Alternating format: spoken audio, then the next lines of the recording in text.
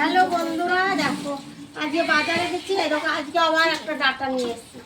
তার কি করবো? আর এই দেখো কি কি সবজি এনেছি দেখায়। আদা, আজকে 5 টাকা ধনে পাতা নিয়ে আসলাম। কতটা ধনে পাতা দিয়েছে দেখো, অনেকটা দিয়েছে। আর এই দেখো সবজি, আজকে কাদা বেগুন এনেছি।